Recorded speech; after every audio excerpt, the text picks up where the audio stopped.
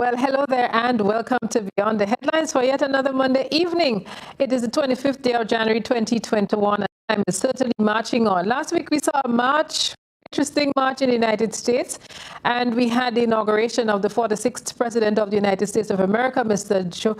Joe Robinette Biden. And this evening we'll be looking at global politics, global affairs within the American context and what has just transpired in the U.S. We know that it was indeed a kind of treacherous time, touch-and-go situation prior to the inauguration last week, but all is well that ended well and all is well thus far. I am pleased to present our panelists this evening, Mr. Dennison Forrester. He is a U.S.-based attorney. He is Grenadian, and he is a proud Grenadian as that, Mr. Dennison Forrester. And we have with us Mr. Peter Wickham. He's a pollster and political scientist. He is Barbadian by birth, but he's somewhere in France at the moment, I believe. Peter, good night. And we have Mrs. Margaret Nichols. She's the former president of the Senate in Grenada. Mrs. Margaret, it's good to have you, the rose. And I'm not saying a rose among thorns. We're just saying you the rose tonight. Thank you. Good. So, gentlemen, you're here and you have your rose with you. So I'm certain we want to establish the pleasantries and say good night. Peter, how are you?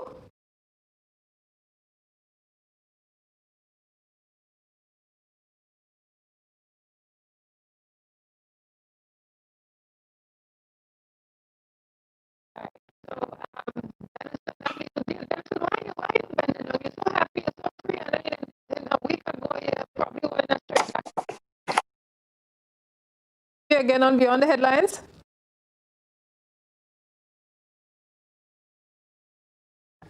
All right, so we seem to have a little bit of an audio issue. We have welcomed Dennison, but apparently he has not heard us, and Peter is indicating something to do with his air. So here's what we'll do. We will take a commercial break, and we'll be right back on Beyond the Headlines. All right, and we are not here. Meg. Do you know what time it is? You guessed right, it's detox time again at Nirvana Natural Health Clinic, Detox Center and Natural Health Store. Purchase our 7-day cleansing pack for only $500. Includes everything you need for a complete total body cleanse. Cleanse your blood, kidney, liver, and colon. This cleanse will help you lighten up and get rid of the excess. Also available are our special product Detox Combo Pack for only $100. Try our single detox products starting from $40. Check us out now. Belmont St. George's, close to the Fall Edge area, or call us on 231-6642, 449-7753, or 418-7115. Nirvana Natural Health Clinic, Detox Center, and Natural Health Store. Detox, your way to health.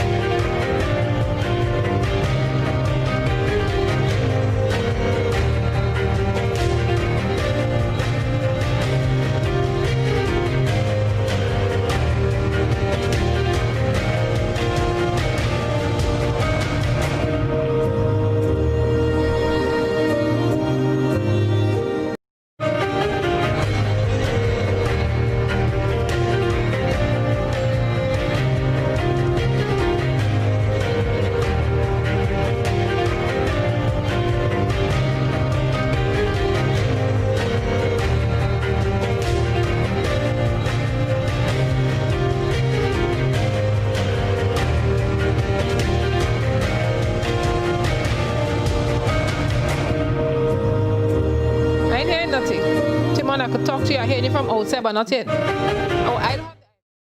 Get Rubigas. Get cooking. Rubigas, clean, safe, and reliable LPG is the perfect solution for your commercial and everyday needs. For cooking at home or barbecuing, choose Rubigas LPG cylinders. Available in a variety of sizes from 20 to 100 pound cylinders. Rubigas LPG, clean, safe, reliable. Are you cooking with Rubigas?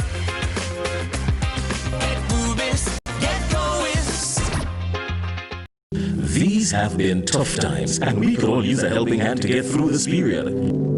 GUT Credit Union gives you the opportunity to do just that without a worry. What are you looking forward to? A relaxing staycation?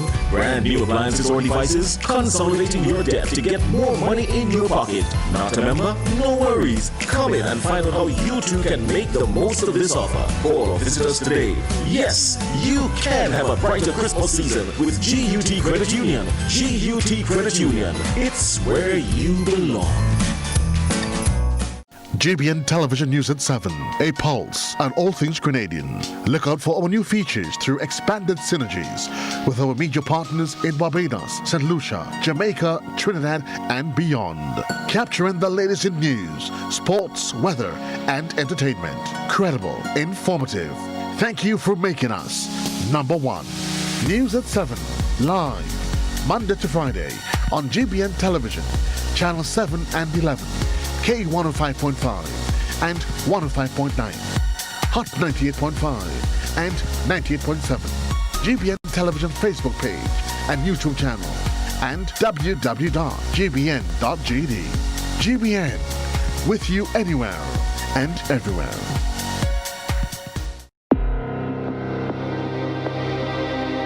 Exploring the beaten trails, discovering uncharted terrain, connecting with people and places, giving a renewed appreciation for our flora and fauna. We are out and about, from the crystal white sands of Grandin's Beach to the cascading and majestic temple of Concord Falls, the meandering of the St. John's River, or our undulating mountain ranges. We are out and about. Saturdays, live on GBN Television, our Facebook page, and our YouTube channel. Out and about, rediscovering the untamed beauty of Spice Country.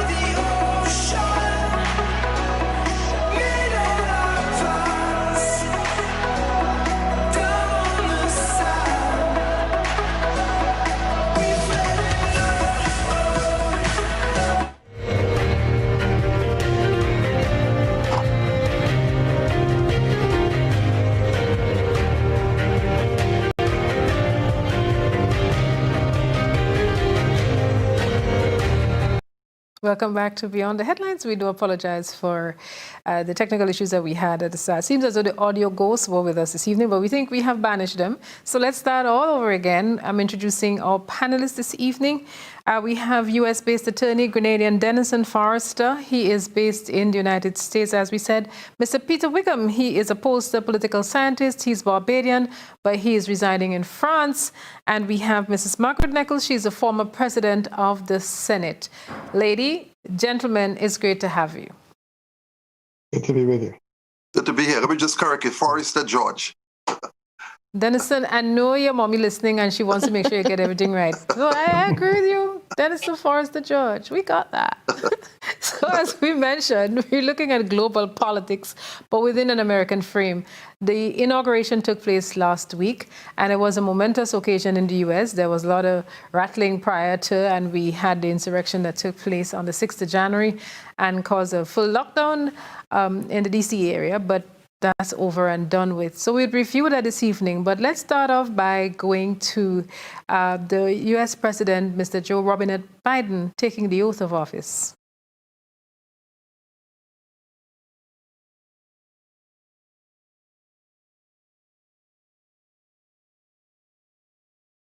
Ladies and gentlemen, please stand for the oath of office, followed by musical honors.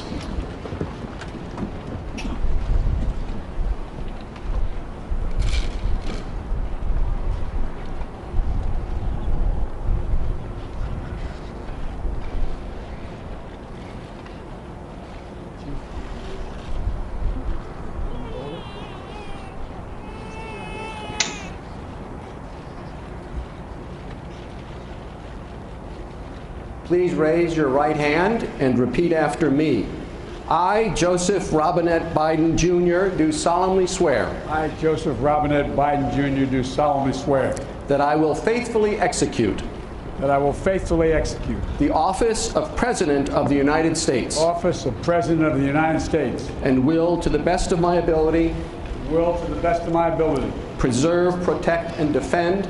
Preserve, protect, and defend. The Constitution of the United States. The Constitution of the United States. So help you God. So help me God. Congratulations, Mr. President.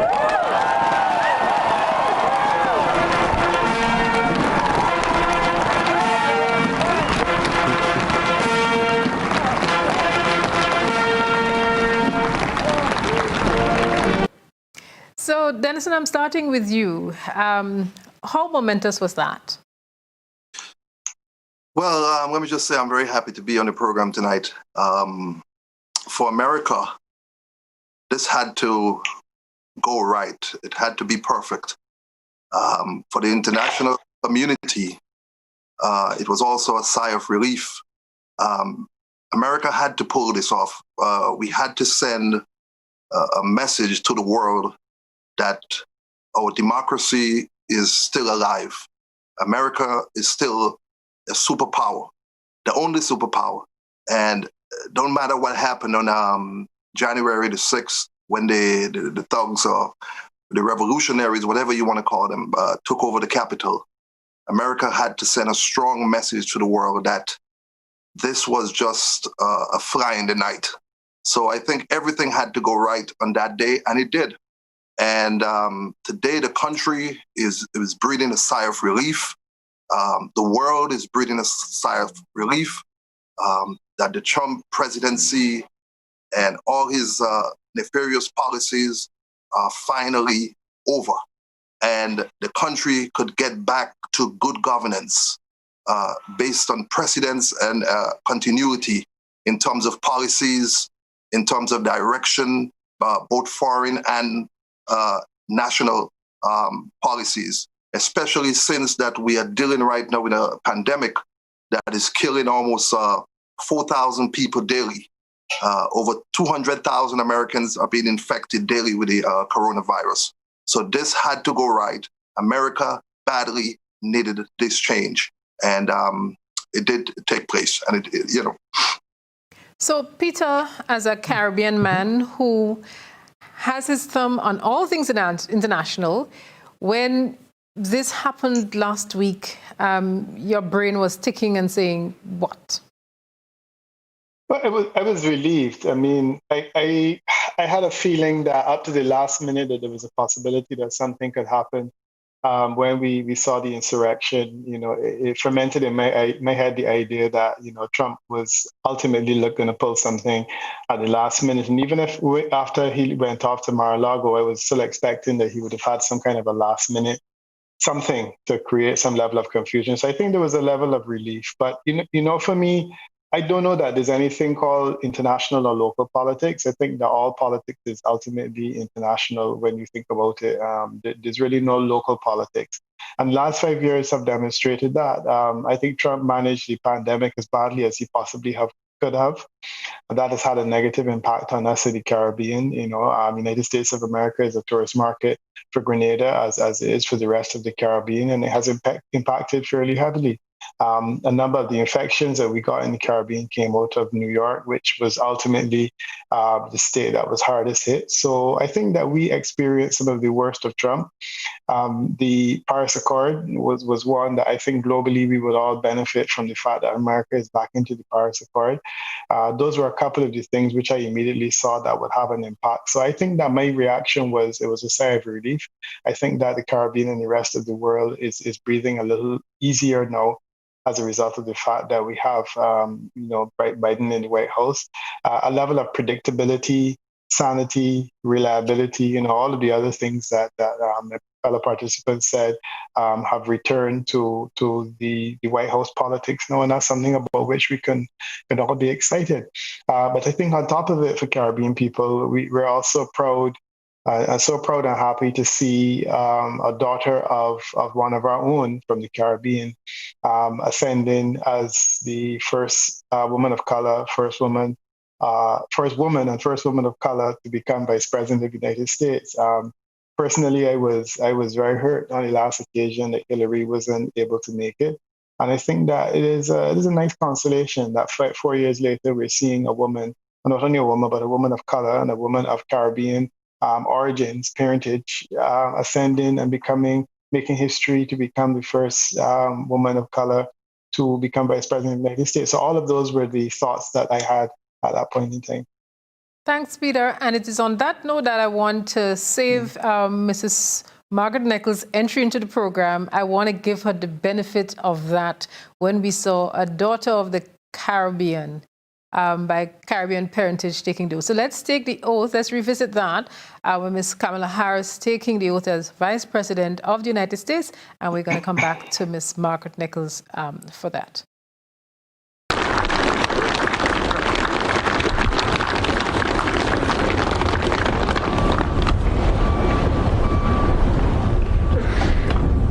What you are all about to be part of, America, is a historic moment of firsts.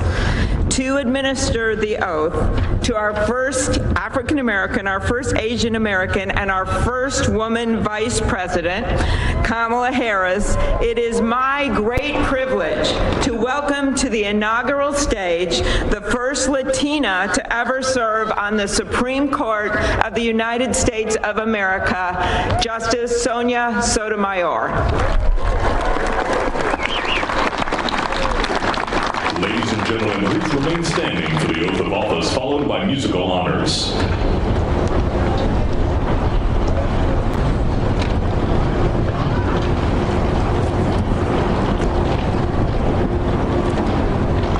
Please raise your right hand and repeat after me. I, Kamala Davy Harris, do solemnly swear. I, Kamala Davy Harris, do solemnly swear. That I will support and defend the Constitution of the United States. That I will support and defend the Constitution of the United States. Against all enemies, foreign and domestic. Against all enemies, foreign and domestic. That I will bear true faith and allegiance to the same. That I will bear true faith and allegiance to the same. That I take this obligation freely. That I take this obligation freely. Without any mental reservation or purpose of evasion. Without any mental reservation or purpose of evasion. That I will well and faithfully discharge. That I will well and faithfully discharge. The duties of the office on which I am about to enter. The duties of the office upon which I am about to enter. So help me God. So help me God. All right.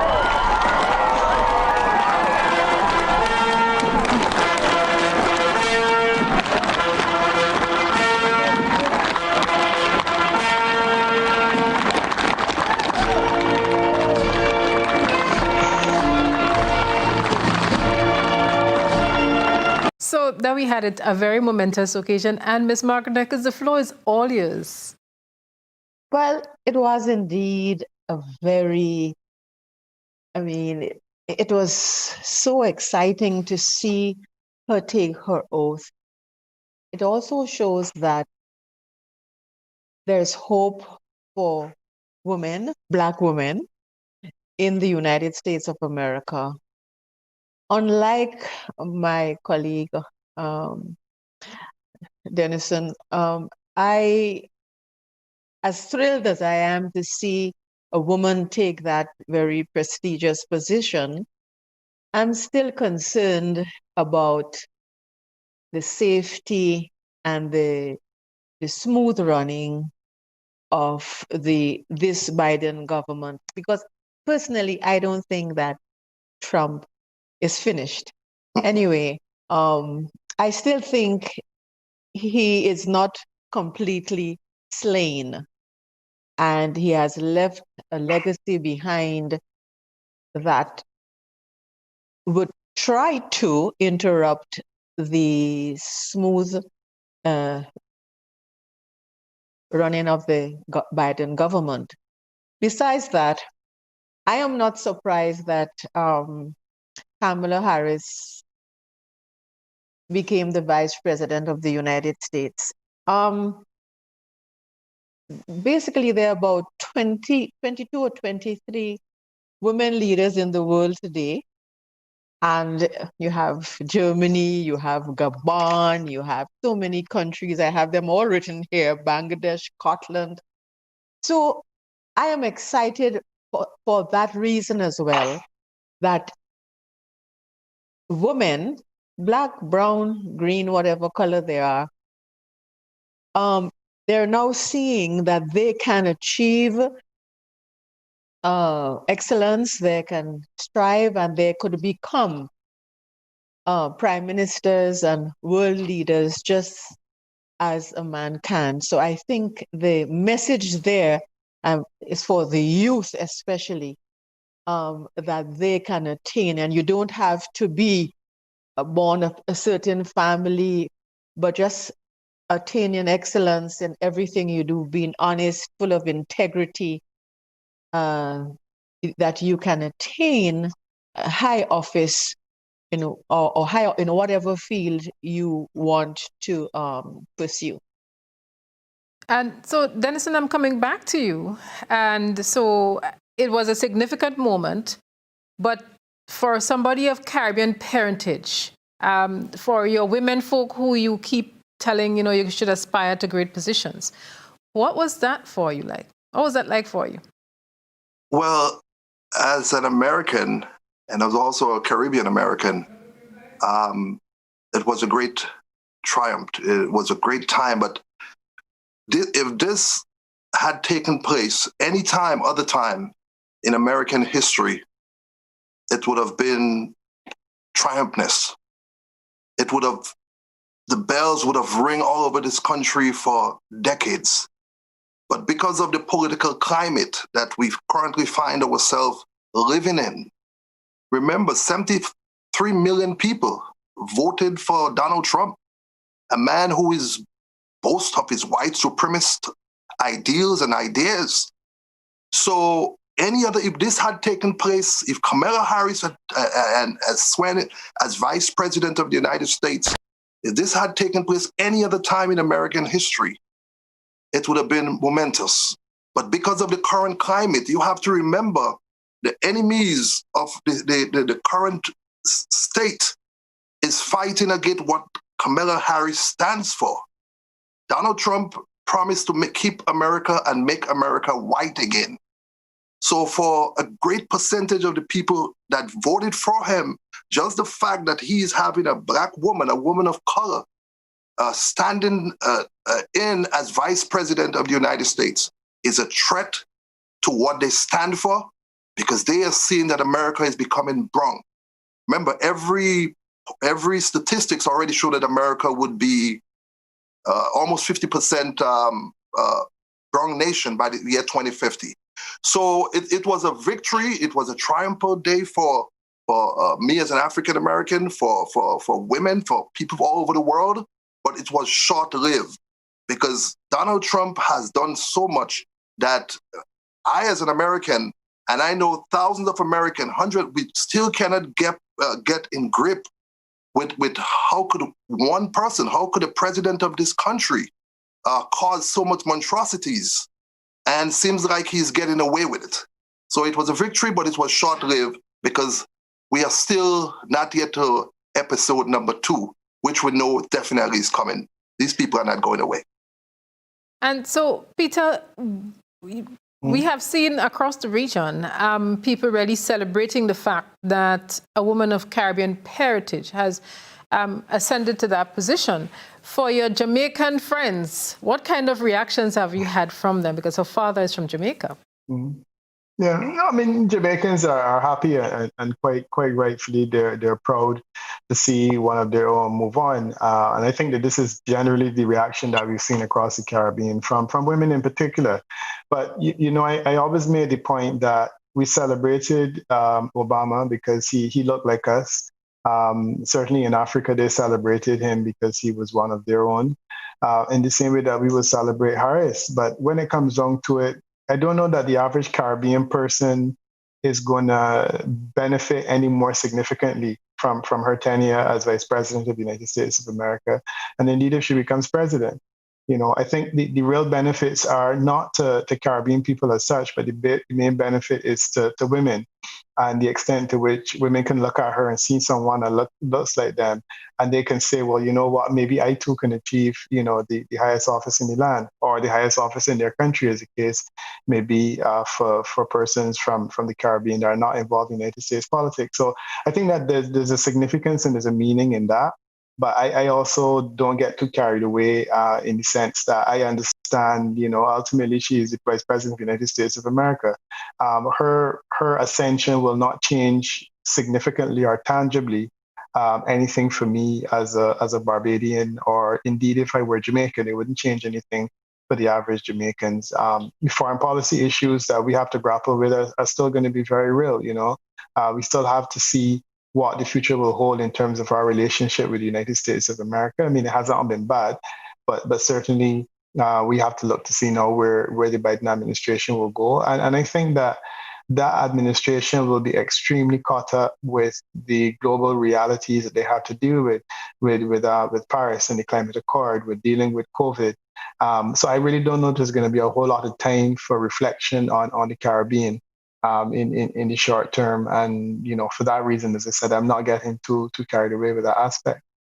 But Peter, indirectly, if not directly, because already President Biden has issued a slew of executive orders. And one of the major policy decisions that he's made is to look at the whole issue of DACA, which we will get to shortly. You mentioned a short while ago that we celebrated Obama, and it seems as though Mr. and Mrs. Obama are rock stars, and we could revisit that video showing their grand entrance into the inauguration last week.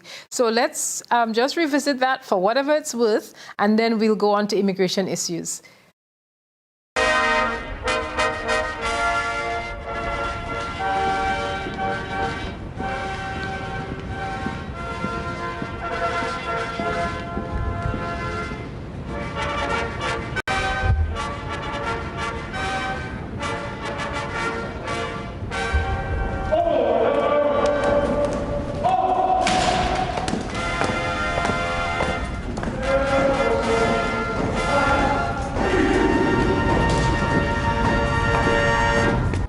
Ladies and gentlemen, the 44th President of the United States, the Honorable Barack H. Obama and Mrs. Michelle Obama.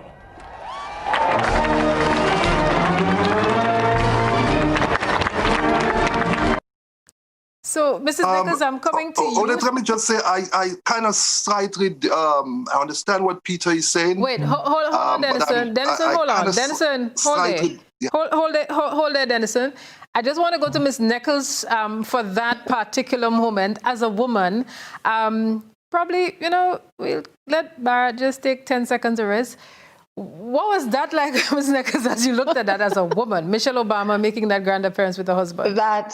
That was definitely, she was dignified, she was on point, the right clothing, her attire was so elegant. It was really, really nice to see her stepping in like that, very queenly. And I think a lot of women now, I hope, would take some lessons from her and learn how to dress properly to suit the occasion and your time of life and everything that goes with being a dignified woman. So I think it was a great example for us women to see her and, of course, to take example from her. And I want to continue on the point, Ms. Nichols, because we had several memes going around. And one of the things somebody did on Twitter was to do a side-by-side comparative with Michelle Obama at the Trump inauguration and at this inauguration. And they looked, for instance, at her hair. At the Trump inauguration, she had this bun. So somebody was saying, that she deliberately did a little messy bun. You could see some of the strands of the hair let loose at the Trump inauguration, as if to say, Donald, I don't even have time to groom my hair properly for you. But she came out like the diva. People are calling her the babe of last week. Yes, I think she sent a direct message there that she was not going to get too stiff and staunchy about the whole atmosphere. She was very relaxed, but still very elegant. What she did there was, that's only way I can really say it. It was really dignified, and I think she was on target. Great. Dennison, let's come back to you. You wanted to make a point carrying over from Peter's contribution. Well, yeah, I'm just a little slightly disagree with what Peter said, because symbolism in America is a great thing. As someone who grew up in this country, a Supreme Court case was decided based on symbolism. And I think for young Black African-American girls, seeing someone as Kamala Harris sitting in the second chair of the most powerful office in the world, I think for African-American young colored women, and maybe colored women all over the world, it's a great, great thing to see. You have to remember, we can no longer separate America from the Caribbean. When America sneezes, the Caribbean catch cold. And don't forget, there are more Grenadians living here in the U.S. than living in Grenada. As I always say, America is, New York is Grenada's 7th parish. So I think that it having a friend, and we no longer, I think no one could, we did that before, but no longer interpret the power of the presidency and the power of the people behind the president for granted. Donald Trump has shown the world how powerful that office is and how powerful it have to have a voice to his heir. And I think having Kamala Harris in the White House as vice president could be very, very significant for Caribbean nations, to have someone that they could go to in terms of policies. You have a lot of policies that was, you have the CBI, the CBSI that was thrown out by Donald Trump that have to be renegotiated. The Petro-Carib deal that have to be renegotiated because of this is a policy that Donald Trump do away with. So I think having an heir to the president of the United States, it's a great thing. So I think having Kamala Harris as vice president, not only as a symbol, but also it's a great thing for Caribbean nations and Caribbean leaders. Peter, you want to rebut that? You want to come back in on that? Yeah. No, don't misunderstand my point. The symbolism of it is clear. And I said, I think that women all over the world benefit from the symbolism of a person of color, the symbolism of a woman, I think is significant. And I'm not for 1 minute suggesting that that's not the case. But when we close the book on symbolism, we have to open the book on reality, and we have to ask ourselves, has the father, Barack Obama, was the son of an African? Did that make a difference between American-African relations while he was president, over and above that what would have been the case for the rest of the world? And the reality is that it wouldn't. So I'm just saying that while I don't disagree with the symbolism point, I mean, I'm not going to belabor this issue. I'm just saying that there's a reality that we have to remember, that Kamala Harris is Vice President of the United States of America, and she has no any beneficial interest in the Caribbean over and above that of the United States of America. So I don't really believe that our special relationship or our relationship with America will become any more special as a result of the fact that she's there. I think it's great that she is, and I think that the symbolism is clear, and I'm not denying that for a point. But I think that there's also, we have to be careful that our expectations are not to some extent taken away. The days of the CBI and the Enterprise of the Americas initiative are completely over. The whole relationship between the Caribbean and Venezuela and the relationship with oil and the fact that Guyana is now part of that equation, that's a political minefield that Biden will have to negotiate, because the relationship with Guyana cannot be as it was before. And indeed, the relationship with Venezuela also cannot be as it was before. So there's some lines that will be crossed there. Grenada has a special relationship also with Venezuela, and we have to be careful of that. So I'm saying that let's understand that there is a limit to the goodwill that we can expect. And there are also some realpolitik realities that we also will have to negotiate over the next 4 years. That's true, Peter, but let me just say this real quick. The executive branch of the United States government, it's not the same as when Barack Obama was president. Donald Trump has changed the game. He has changed the rule. And it's a whole completely different. The power of the presidency under Barack Obama is, though our system, we have a system of precedents. It's completely different. And I think Biden is going to flex his muscles, and we're going to see a lot of new initiatives. And I think Kamala Harris is going to be one of the fulcrum of every policy that comes out of that administration. Come out of that administration. Ms. Nichols, you wanted to say something? Go ahead. Yes, yes. As much as we are lauding Kamala Harris, women on the whole, they were at the top before Christ. You have Deborah, who was a judge. You had Joan of Arc, and you had all these women in high office. So I wouldn't just rely on, just talking about just a woman there.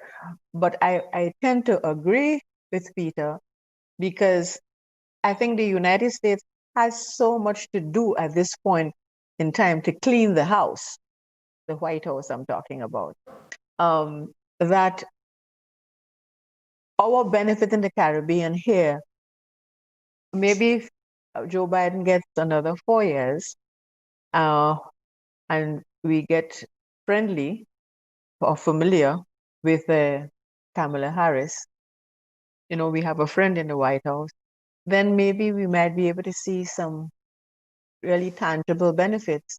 But at the moment, I think the United States, they have a lot of cleaning to do, a lot of things to put in place after Trump. So even though I don't disagree fully with Dennison, I think we'll have to wait a little while before they can get anything going for the Caribbean.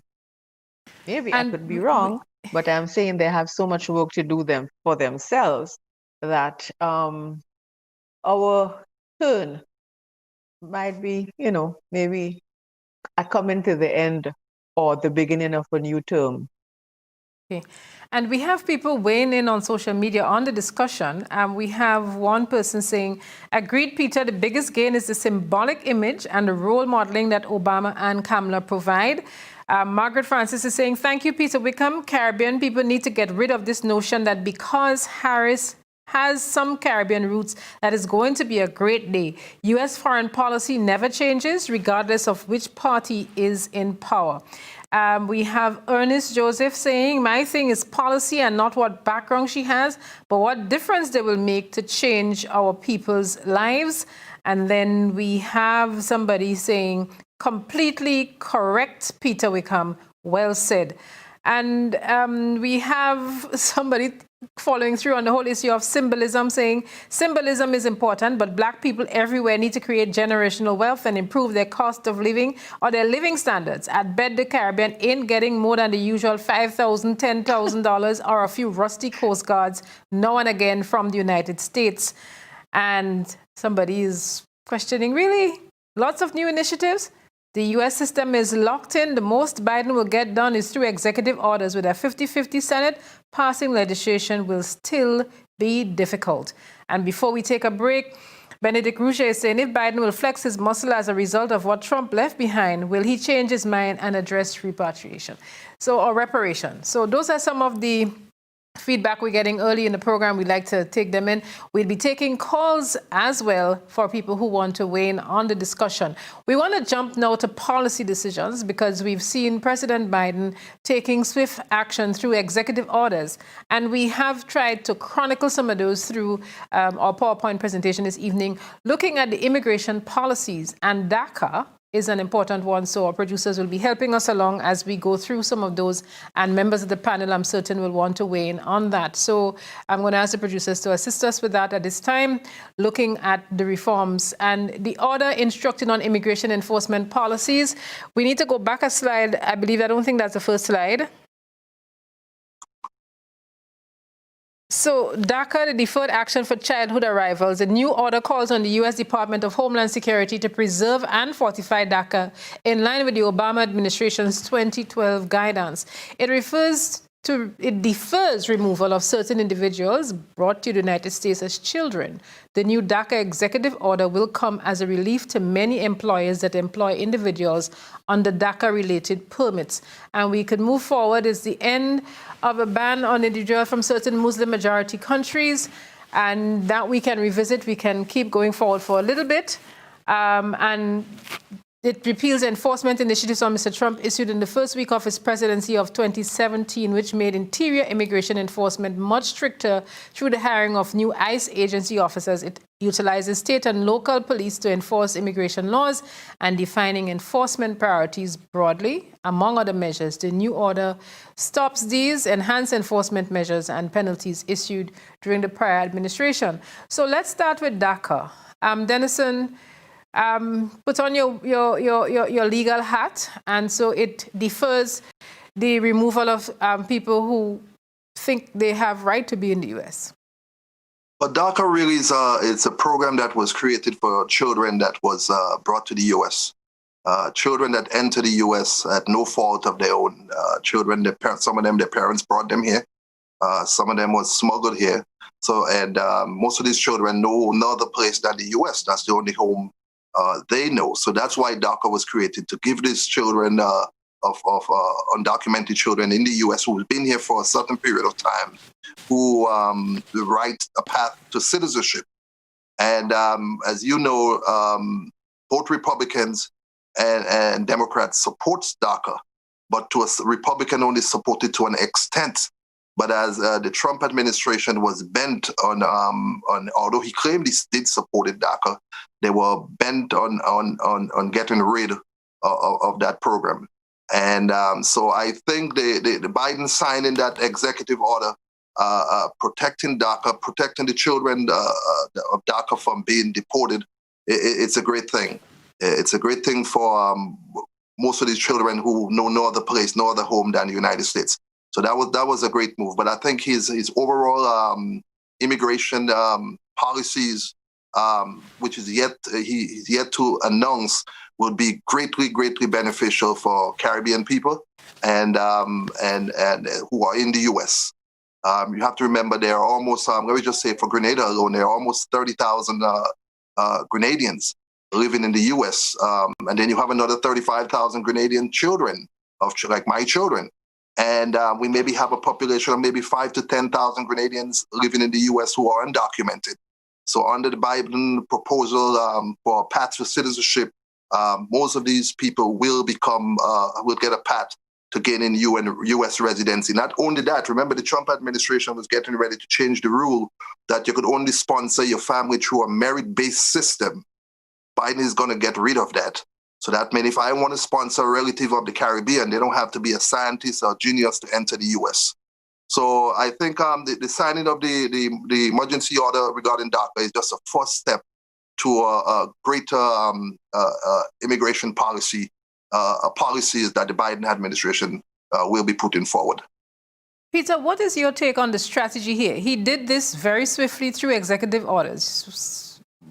Why do you think I mean, the signal that Biden is sending is that, the Donald Trump administration was essentially about executive orders. And in a sense, if you spend 4 years passing executive orders and you try to achieve all of your policy objective by executive orders, Biden, by essentially within the first day or within the first few minutes in office, he essentially reversed all of those, which sent a signal that, look, I can begin to undo a lot of the damage of the Trump presidency, because the Trump presidency wasn't legislated. And I think that the thing we have to remember with the American system is unless you legislate something, it doesn't make it permanent.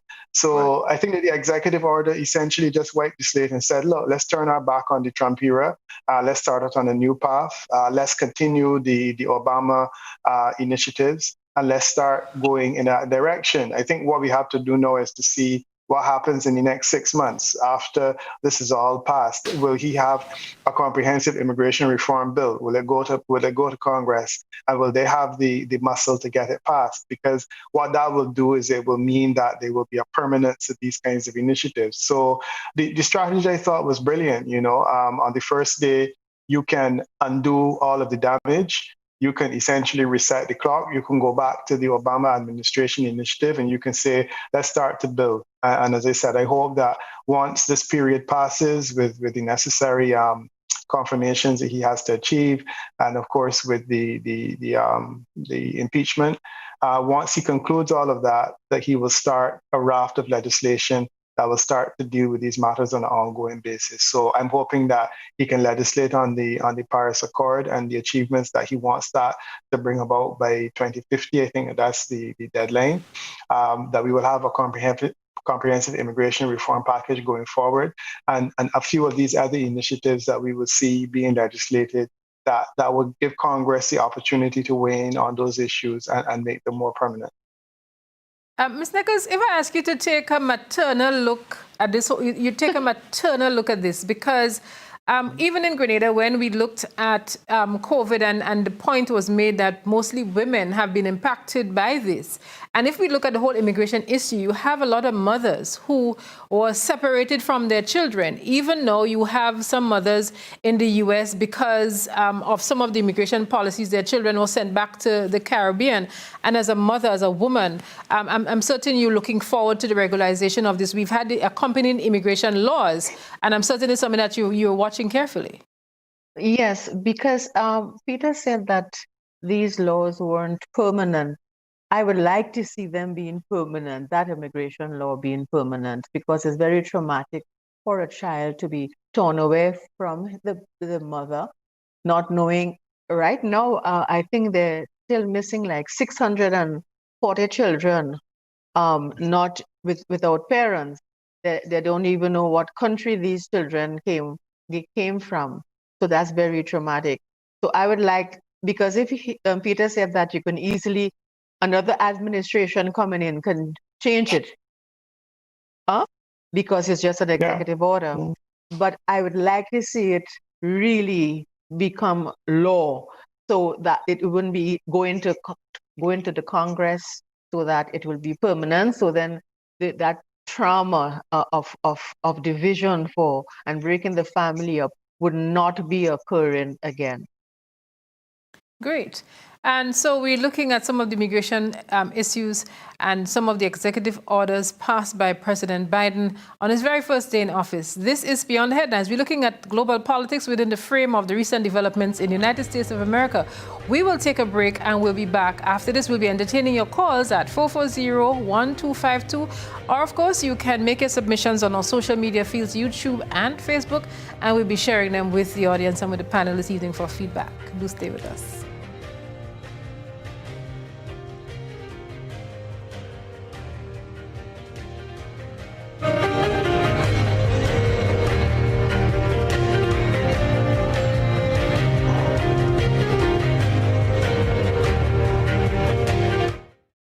With just $2, you can gift yourself with a chance to win the Lotto jackpot. Now, imagine winning the National Lotteries Authority jackpot of $58,000. Why pass upon this winning opportunity? Lotto, play and win a lot of money.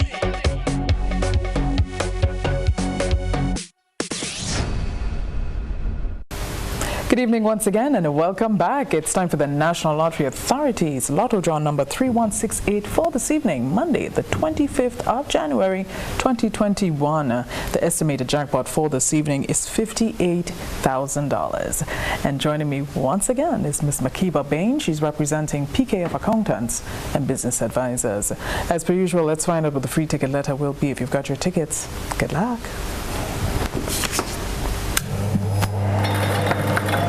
All right, check your tickets. For the free ticket letter is, yes, free ticket letter for this evening is the letter J. You guessed it, as in jackpot. That's J as in jackpot. And it's time to reveal tonight's 5 winning numbers for $58,000. Good luck.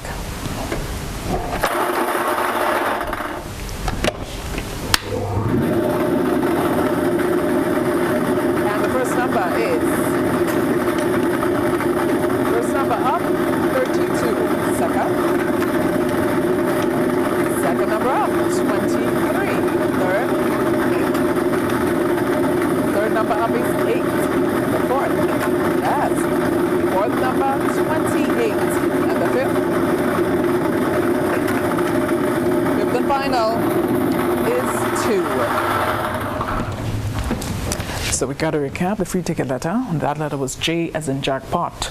That's J as in jackpot. And tonight's 5 winning numbers for $58,000. Let's recap and check those tickets carefully. First number up was 32. That's 3232. The second number was 23. 2323. The third number 8088. The fourth was 28. 2828. And the fifth and final 2. That's 022. This has been Lotto Play and Win a Lot. If you have these numbers, congratulations to you. Of course, we want to urge you to get your tickets tomorrow and do continue to support sports, culture, and nation building. Have a good night. By now, you should know that the early bird catches the worm. So, what are you waiting for? Put wings to your feet and head to your nearest scratch seller. For every Quick 7's scratch ticket you buy at $2, the NLA gives you 7 chances at winning as much as $7,000. Scratch the entire play area for your 7 chances at revealing as much 7s and win the corresponding prizes. Win easy with Scratch. Must be 18 or older to play. Peace of mind comes from knowing that your family is safe and financially secure. For your peace of mind and theirs, plan ahead. Beacon's Rest Easy policy helps you to do just that. Rest Easy is a policy that offers you a payment upon your death or the death of any covered family member that can be used to offset post-mortem expenses. For as little as 75 cents per day, you can ensure that your expenses are covered. Call Beacon at 440-4447 and sign up for the Rest Easy plan today.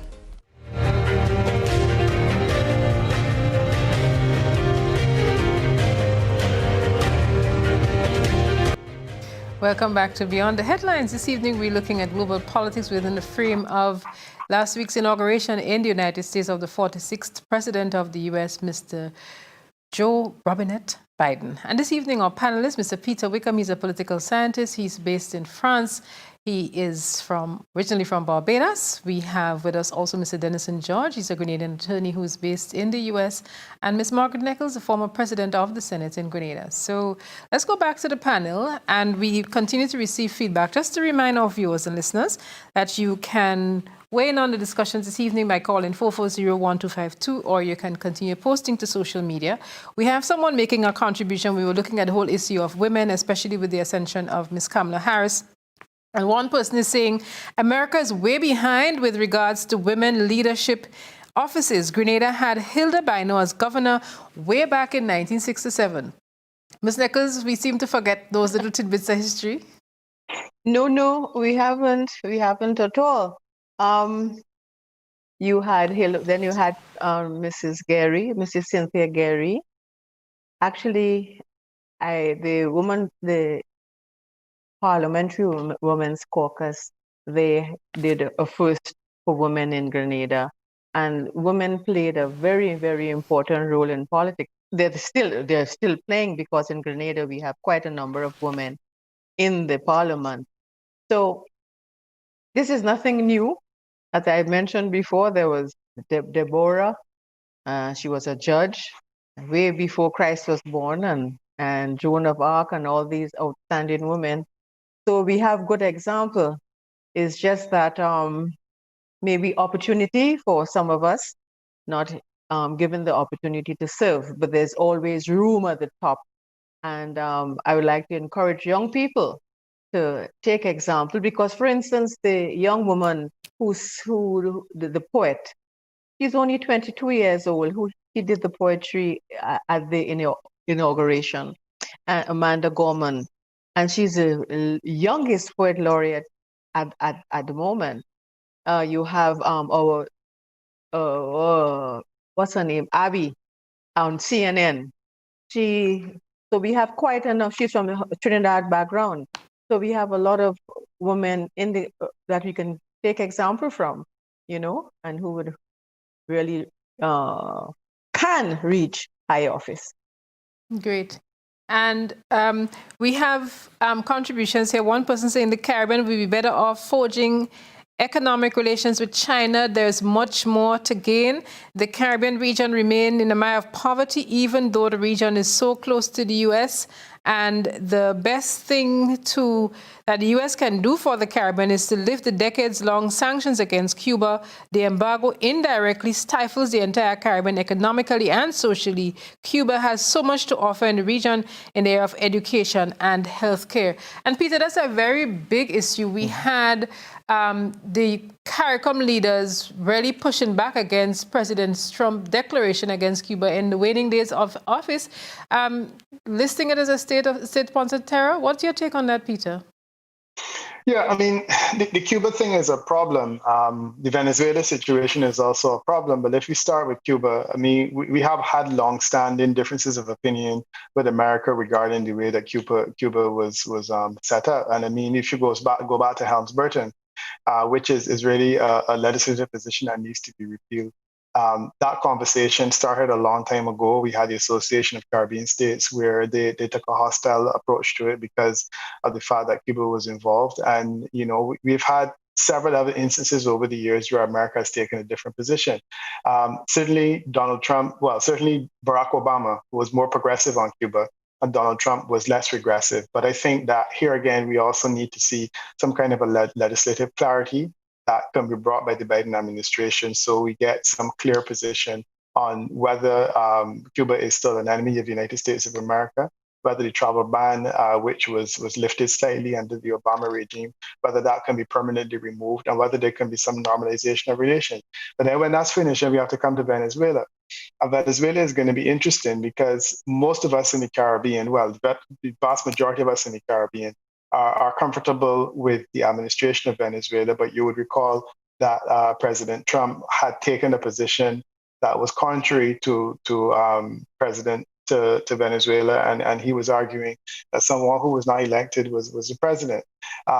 My sense is that even though Biden may take a less offensive approach to the issue, he's still going to have a fundamental interest in not necessarily supporting the current leadership of Venezuela. And I think it will be interesting times for us. And then, of course, the new kid on the block is Guyana. Guyana now is wealthy, is an oil-producing country. And I am anxious to see whether or not Biden's regime will continue the warm relationship that Donald Trump regime started with Guyana. I think that we will probably see some continuity there because they will both accept that Guyana has something to offer and they will want to maintain those kinds of relations. So I think that those three Caribbean policy initiatives can keep thinkers and talkers in the Caribbean quite busy for some time. So we have Cuba in the north, Venezuela in the south, and then Guyana also in the south. And they will be, I would say, on the front line of American-Caribbean relations. Great. And we have a caller on the line who has been waiting for a while. Let's entertain that person's contribution this evening. Caller, good evening. Caller, are you still there? All right. Seems as though the person terminated the call because they had been waiting for a while. So just a reminder of viewers and listeners that the number you can call, it's 440-1252. We did have someone making a contribution and saying, I don't understand the idea that she has anything other than biological, and that's in reference to Kamala Harris. Okay, so I'm told the caller is back, and so let's entertain that and we'll then continue. Caller, good evening. Yeah, good night. Are you hearing me clearly? Yes, go right ahead. Yes. First of all, good night to all your panelists. I think it's a relief for us in the Caribbean for the removal of Trump. Although 4 years ago, people in Grenada celebrated Trump's triumph in the White House. But I have 3 points tonight. One is that in spite of the fact that Ms. Neckers mentioned a number of women, it's interesting that she didn't mention Mia Mottley. I think Mia Mottley was let down, especially during the early period of the COVID-19 crisis in the Caribbean, when Mia was showing some level of leadership, and then she had to be calling on the developed world to sort of show leadership. But if the Caribbean leaders have rallied behind Mia, we might have got a little more, in terms of mileage from something. The word's not coming right now, but would have been able to make ourselves being felt and respected. The other point I want to make is that unless the other 2 points, unless the Caribbean unify the policy as much as possible. Look what happened during the Trump region where Uncle Sam tried to divide the Caribbean and certain countries were playing, dancing. We need to have a clear policy on the situation with Guyana and Venezuela. These countries have found themselves in a situation that they have inherited from colonialism and from domination. We need to not take side and both here and see how we can help them to resolve that conflict. There's a tendency to divide the countries on the basis of that. And then lastly, we must have a unified position on the issue of climate change. Not because we want money as some of the governments in the Caribbean does, but because this thing is going to affect all of us and affect us in a way, and it's affected us, that even the United States is being affected too. So we need to find a way to impress those at the White House. They need to take climate change seriously and need to and show us a little more respect when it comes to that. Not because we want money, but because we need to protect the future of this region. Thank you very much. Thank you so much, caller. And I think that's one of the areas where we saw an executive order relating to climate change, putting the U.S. back into the Paris Accord. Peter, correct? Yeah, that was an important initiative. The fact that the Paris is back on the table, and it means that there will be certain initiatives that the United States will take to take them into a zero emission situation by 2050. That's important for us because I think that we had flagged the whole issue of climate change as being one of the reasons that we were having increased hurricane activity and other weather activity in the Caribbean. And we see this as part of our long-term survival. So I think that we certainly are happy to hear that America is back in the Paris Accord and that globally we can start to work towards a situation where we reduce our dependence on fossil fuels. That's going to be interesting, though, when we look at that in relation to Guyana, because Guyana is finding oil at a point in time when the world seems to be moving away from oil. Grenada also has some oil reserves that are just sitting off the East Coast, I believe. And I think that the likelihood that Grenada or even Barbados will be exploring any of that deep sea oil is pretty much even further off now, because of initiatives like that. But at the same time, we appreciate that while they may not be the short-term riches for us, the long-term is going to be better because it will hopefully it will mean that global warming will slow down and that we will not have the kind of weather events that we've been seeing. So I think that for us was also a happy moment. Peter, I heard some resounded, Grenada has oil. Come, Peter, tell us the secret that you're holding. No, I think that some time ago there was a discovery offshore, or there was seismic. There was some indication that there was an oil find that Grenada would also have been part of because it is part of the sea offshore. But I don't know. I mean, you probably know more about that than me. But in the case of Barbados, what has been discovered is that it is fairly deep.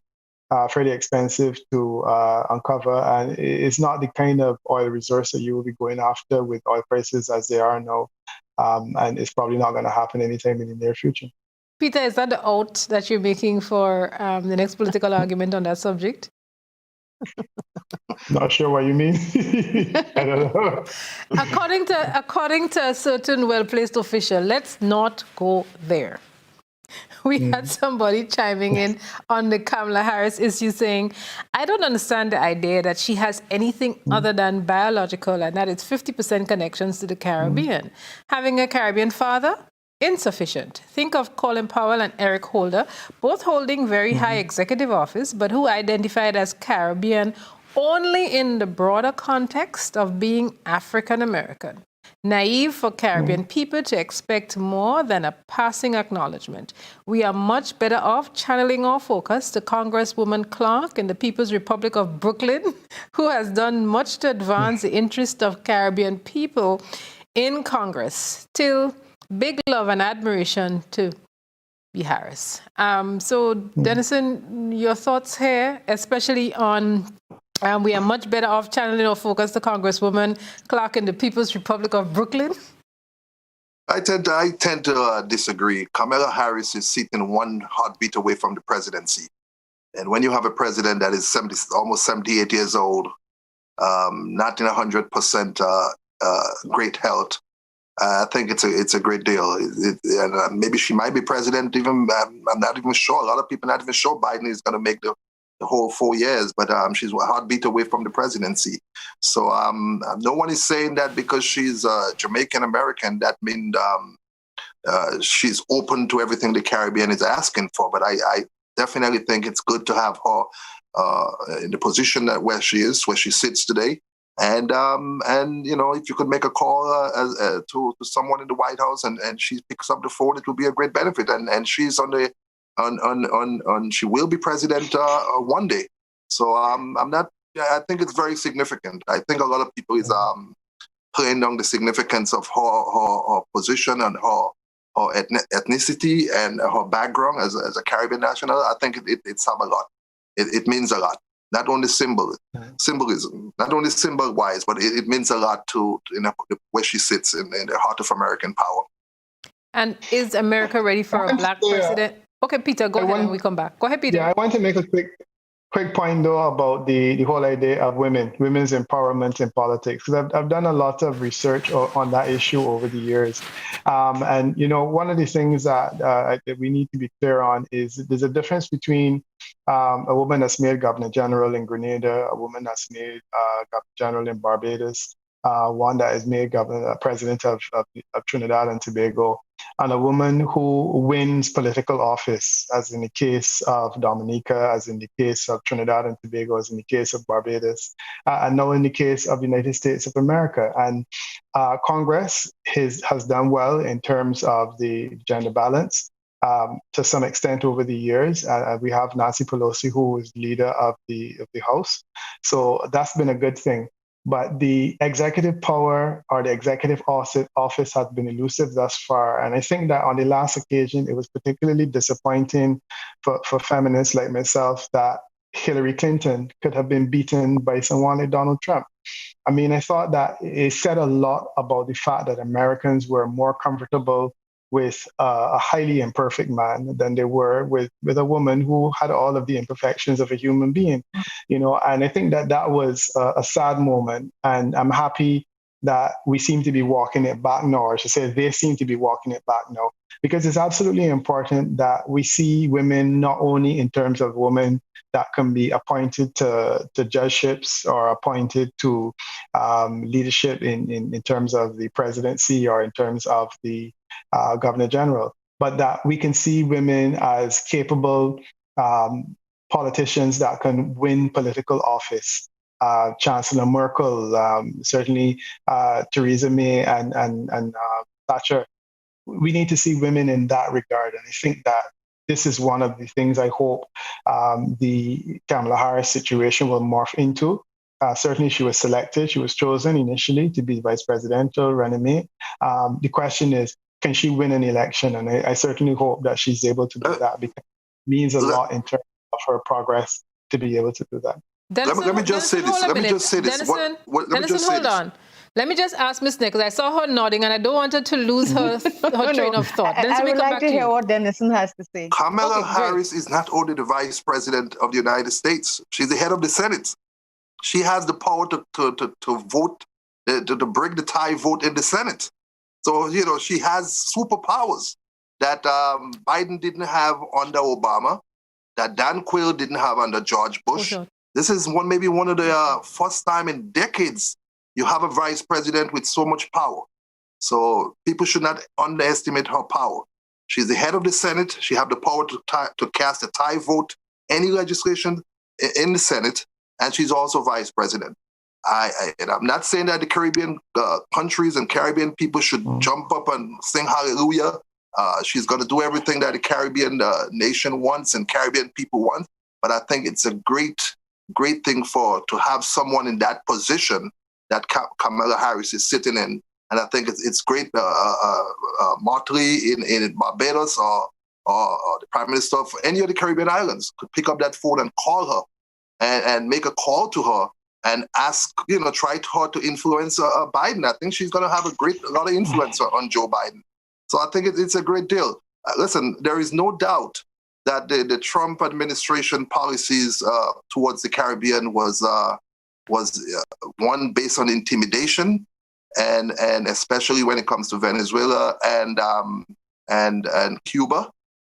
But I think there is a lot of work that needs to be done, especially we talked about the CBI, Caribbean Basin Initiative, which give Caribbean countries duty-free access to the U.S. market, and also the Caribbean Basin Security Initiative, which have to be renegotiated.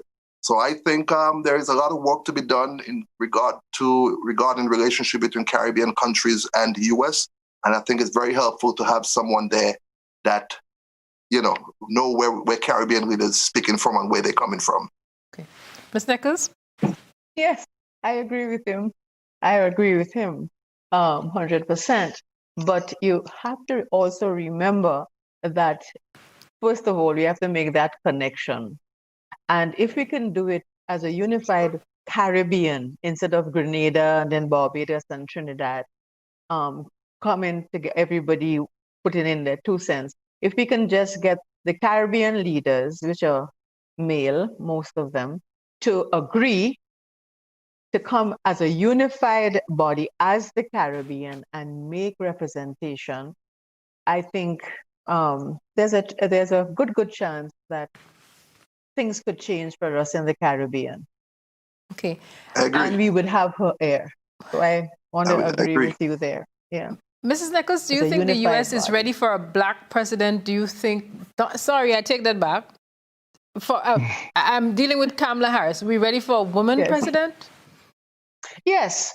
I think because you have Germany, Norway, all these countries with women leaders. And I think after the Hillary Clinton fiasco, that now that she's vice president, according to how she acts, and her influence on making some changes, I think that the United States should be ready now. If they're not ready now, I don't know when they would be, because you have like Ethiopia, there's a woman in Nepal, in Scotland. Why not the United States? And they're supposed to be the leaders of the world. So I think it's very, very possible that she could be the next first woman. I don't want to color her. I will just. You don't want to color her. President. You just want her to be a woman first up. Do you think? Would you like to see Michelle Obama run for president? Yes, she can run for president if she's very, very popular. But I don't think she has the appetite for politics, actually. Okay. I think she's quite satisfied. Maybe after her stint in the White House, she wouldn't want to sit in that the Oval Office. But she's academically qualified, and I think she has a heart for people, and that's one of the main things you have to love people, and I think she does. So I think she can be good if she wanted to be, but I don't think she wants to be. She's always saying no. Yeah, she said that. Yes, she's always saying no. Yes. We have a caller on the line. Caller, good evening. Yeah, good night. And I want to hail Kamala Harris because, you see, women are very good managers.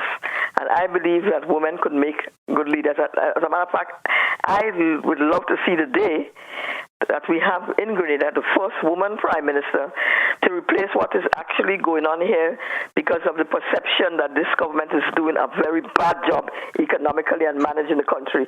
So I would love to see a woman be prime minister to replace what we have here.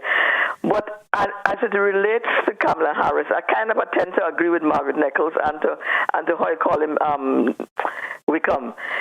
Because while I'm happy as a woman, I don't really see any big changes or any big difference in policy towards the Caribbean. I don't see anything as beef. They're saying hallelujah, hallelujah. Kamala Harris, I don't really think it should make much of a difference because right now, according to Margaret Nicholson, I tend to agree with her that United States, they're full of a lot of problems, and in particular that they tackle the COVID, which is out of order, you know.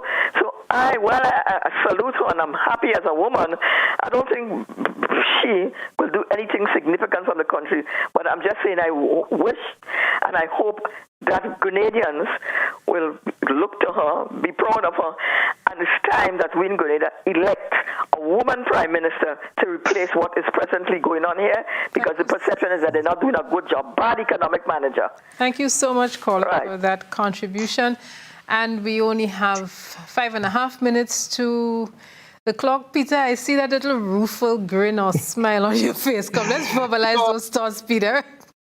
I'm hoping that you give us the opportunity to have an extended conversation about gender and politics, because there's a lot I would love to share on the issue, and it is clear that there is an interest in looking at this whole question of gender. I appreciate the caller's support for some of the comments I made, but I want to caution that the moment that we see a woman being a better leader of a country simply because she is a woman, we are going to run ourselves into severe difficulties. I don't believe that's a feminist agenda. I certainly know it is not my agenda. My simple position regarding the idea of women in politics is that anytime we live in a society that have almost as many women as men, in some instances more women than men, and women are denied opportunities to move up the political ladder, I think it creates an imbalance. I think it is important for every citizen of Grenada to be able to see themselves as a future leader, whether man or woman. And the fact that over the years, men have been disproportionately rewarded with political power, I think is unfortunate. And I do feel that in Grenada, as in many other countries in the Caribbean, you need to look towards changing that. America is a situation where they need to change that. But I am not one of those people who feels that women are necessarily better at leading simply because they're women. I mean, if you look at Kamala Persad-Bissessar, and I was one of her staunchest supporters when she ran for office, but I think that we can all agree that her tenure in politics in Trinidad was really not good. It left much to be desired, and she ultimately ended up being as bad as any other man. We had people like Margaret Thatcher in the United Kingdom who did do some good in terms of moving the British economy forward, but she also had some very, very negative aspects of her personality. And you can continue. So we've had good leaders who were women, and we have had some horrible leaders who were women as well. And we've had good leaders who were men, and we've had some pretty bad leaders who were men. So let's not make goodness about gender, but let's make the whole idea of gender equality in political power, let's make that the objective. And I think that would be a good point on which my comments could conclude. Peter, I was saying, well, Peter, in giving room for his wrap-up comments, you have just opened a can of worms, Peter, and sign us up for gender and politics. I've whispered in the producer's ear, gender and politics. If we could do a carryover next week, we possibly will see what happens here. But I am anxious for this, and I'm thinking I need to get somebody like Chimamanda and go see Adichie on that panel to talk to you, Peter, about that issue. That would be fireworks, right? Right.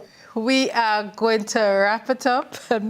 Let's see. Dennison, what are your closing thoughts this evening? You have 30 seconds. It's as I say, it's a great day in America. Change has arrived in America, and we're hoping for the better. We're hoping to get this pandemic under control so lives could go back as normal as possible. We're hoping to get the economic situation back in good standings, and some form of continuity in the American system as domestic and foreign policy. And as it comes to a woman as in power, I think Grenada is ripened for a woman prime minister. I think it's about time. Someone told me recently, if you stand in St. David's and you see 30 cars going down to St. George's in the morning to work, 25 of them is driven by women. I think women in Grenada has been the breadwinner of the family in Grenada. They are the women. Women in Grenada is the pillars that is keeping the country afloat. And I think Grenada is more than ready and more than ripened for a female prime minister. And I'm really hoping that if the current prime minister steps down, he would find it within his conscience to name a woman as his successor. I think that would be a great thing. Not that women would make greater leaders, but I think when women is already holding the hem of the social fabric in your country, like they are doing in Grenada, it's time to propel a woman to the highest position in the land. And it would be a great day for Grenada and girls and women and everyone else. And who would your nominee be? Emmeline Pear? I always like, I thought Franca Bonadin was going to be the first female prime minister of Grenada.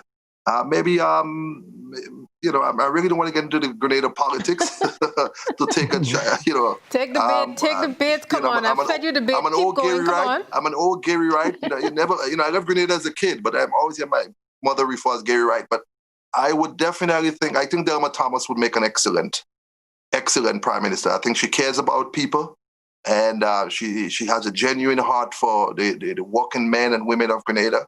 And I think she would be an excellent prime minister. Ms. Nichols, the last word I think belongs to you, but I just seen this grin, this wicked grin on Peter's face. It looks as though we have to get another 30 seconds from him. Ms. Nichols, we want to hear your closing thoughts this evening. Well, I am just going to say that I hope that I believe that God is calling for wise women who will rule decisively, resolutely, and with integrity. I can't give you a name, but I think that is the kind of woman I would like to see, in a high position in Grenada, with somebody with integrity and who would rule decisively, not just because she's a woman, but a woman with those qualities. Peter, you have 10 seconds to tell us what's on your mind. Your fingers on the pulse. I was just starting this conversation about the next Prime Minister of Grenada being selected. But to start with, I wasn't aware that there was a vacancy because the current Prime Minister has indicated that he's not planning to move on in a hurry. So there's no vacancy in the office, so we don't have to worry to fill it. But in the event that the office is to be filled, I think that the best qualified person, the person who wins the leadership of whichever party is in office at the time, should be the leader. And I would say that I think that person should be able to rise to that position regardless of gender. And I think that if the person is a woman, it should not stand in their way of becoming the next Prime Minister of Grenada. As to whether Grenada is ready, I think Grenada is ready. I think that the world is ready, quite frankly. So, when that time comes, I certainly will be happy to embrace it. Okay, great. So let me just remind you, if you joined us late, our panelists, as we have them on the screen, we have Mrs. Margaret Nichols. She's the former president of the Senate. Mr. Dennison George, let's see, Forrester George, double barrel, Dennison Forrester George. And he's a Grenadian attorney. He is based in the United States.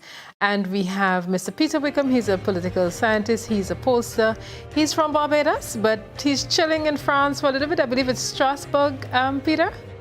That's right, yes. And what time is it? What time is it at your house now in Strasbourg? It's late. It's about 2 in the morning. Oh my gosh, Peter, you're always so gracious. Odette? Yes? Can I just send my condolences to the Pierre family of Paraclete? Mm-hmm. And they lost their mother, Ms. Zillian Pierre, who was like a mother to all the children of Paraclete, and it's a great loss to the village of Paraclete. I just want to send my condolences to the Pierre family. Well sent.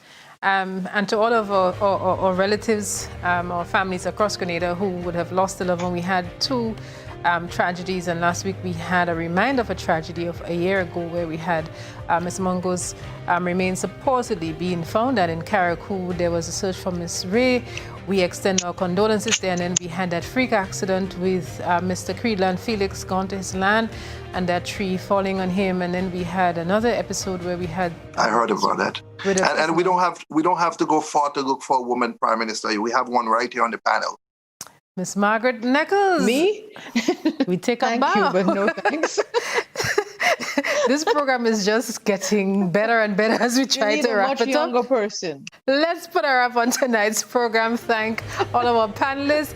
Thank our producers, Jenna McDonald, who as usual continued to assist us with producing the program, to News and Current Affairs, and to all of our friends on the technical side of things who continue to assist us in bringing great content to the people of Grenada, Carrick, Petite Martinique, and those of you in the diaspora who participated. We'd like to say a very special thank you.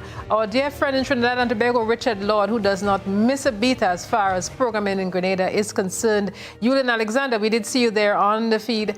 And to all of you whose names we have not called, we truly appreciate your staying the course with us and making the journey with us each and every weekday and each and every weeknight as we seek to help you understand the issues from a Grenadian perspective, but we are widening our scope. So happy that we can travel across the world with technology.